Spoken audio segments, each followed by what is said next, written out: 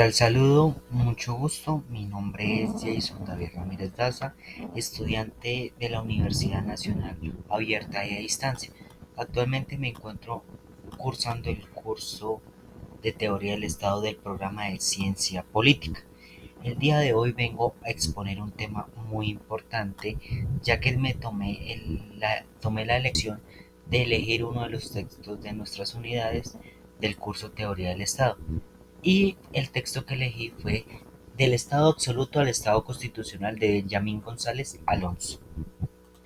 A continuación hablaremos sobre sus ideas principales, algunas de sus anécdotas y algunas de las características que tienen este texto, ¿sí? De igual manera hablaremos sobre el Estado en la sociedad como forma de sociedad y hablaremos sobre los problemas, situaciones y retos que presentarán y vienen presentando eh, el Estado a nivel de la globalización y de la modernidad. Del Estado absoluto al Estado constitucional.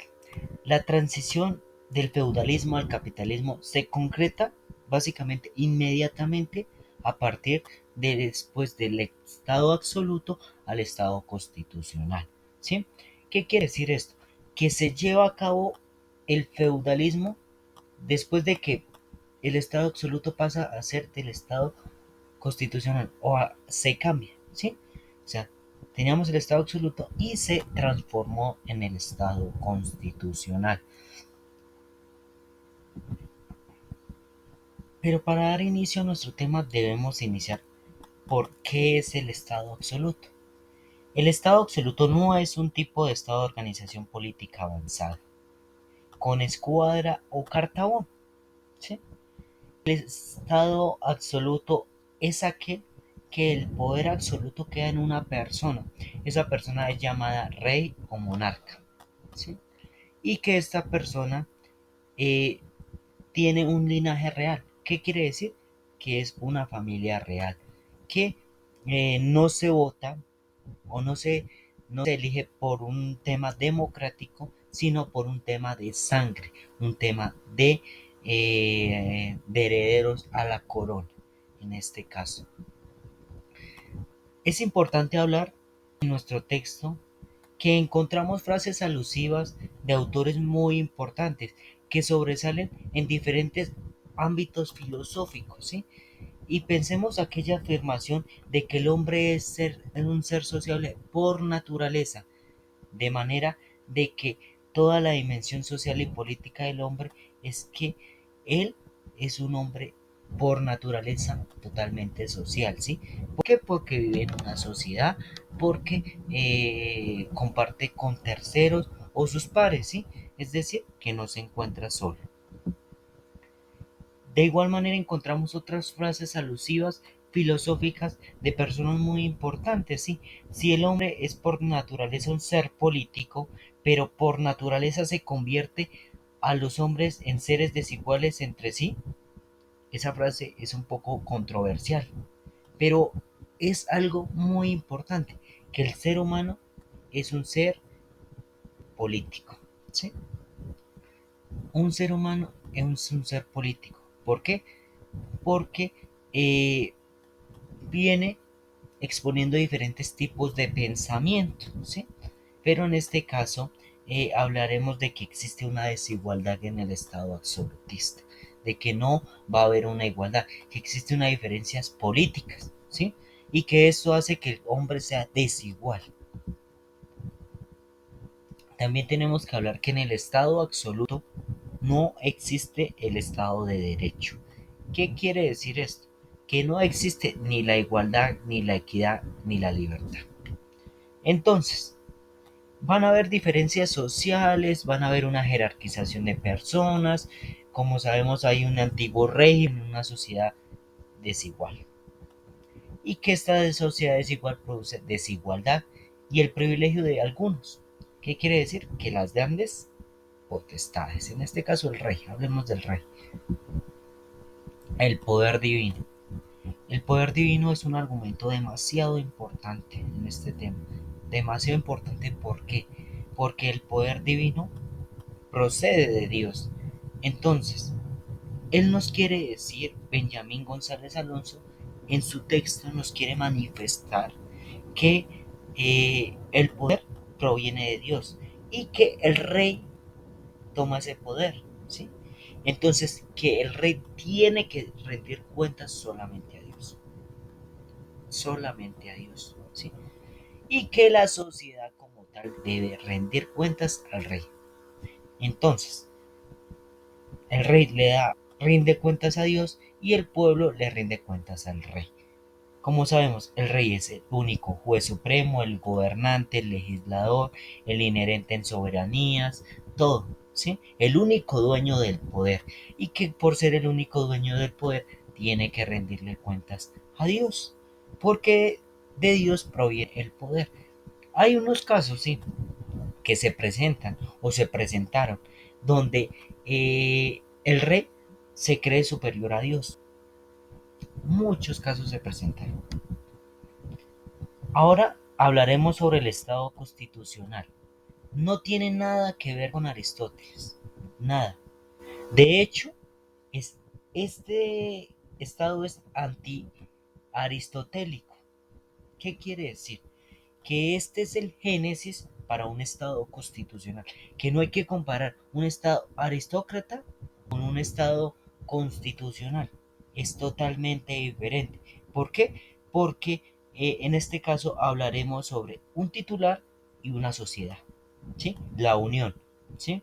Entonces es ese pacto que se realiza entre comunidad y el titular del poder. Encontraremos varias características en nuestro Estado constitucional. Una de ellas es la soberanía. Es decir, que antes en el Estado absoluto caía la soberanía al rey. En este caso no va a caer la soberanía al rey. En el Estado constitucional cambia, porque la soberanía va a caer a usted, a ustedes, a mí, a todos. ¿Sí? Ese es un representativo claro.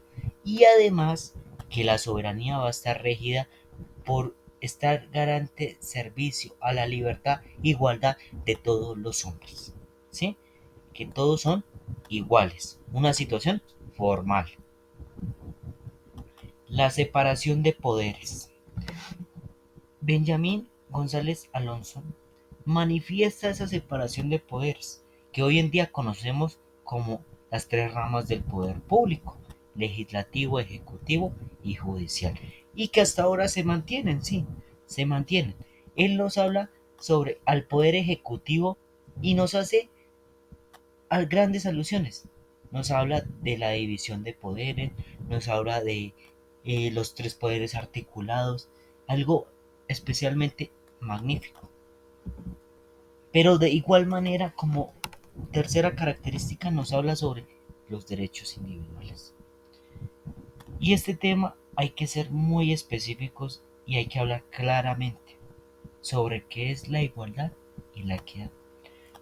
En el Estado absolutista no había ni la equidad ni la igualdad.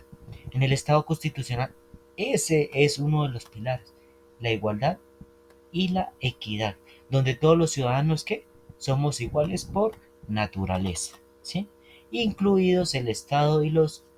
Entonces, ¿qué se puede decir por igualdad? Que debe el Estado respetar los derechos y la igualdad de todas las personas. También él en todo su texto nos habla sobre un caso especial, pero al final lo manifiesta de una forma más específica, y es el caso de Cádiz en España, sobre España, sobre los donde podemos ver que el absolutismo ha hecho parte de toda su historia. Pero hay que saber que Fernando VII aportó muchísimo en el Estado constitucional, que fue tempranamente involucrado en España, ¿sí? Y que aportó hasta el día de su muerte. Pero también hay que hablar sobre la ley electoral, introduce el sufragio censitario, ¿sí? Y que nos habla del liberalismo como una toma del gran impacto en España, que al final se relacionan del liberalismo se casa con la democracia. De igual manera, hablaremos sobre Mi interpretación del Estado como forma de organización en la sociedad.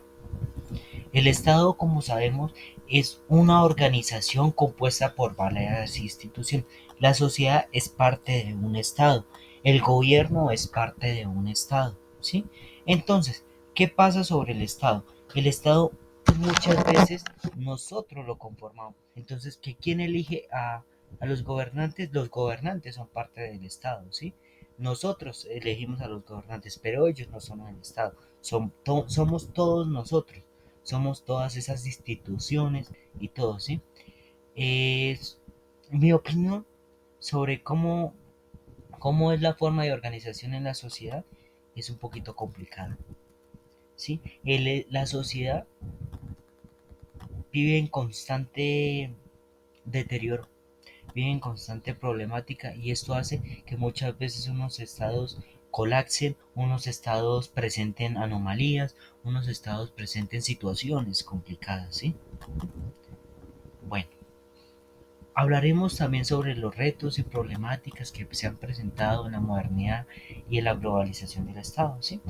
Actualmente los estados no están pasando por un buen momento, sea el estado que sea, y se han presentado diferentes situaciones a nivel político, a nivel social, a nivel económico, a nivel cultural, ¿sí?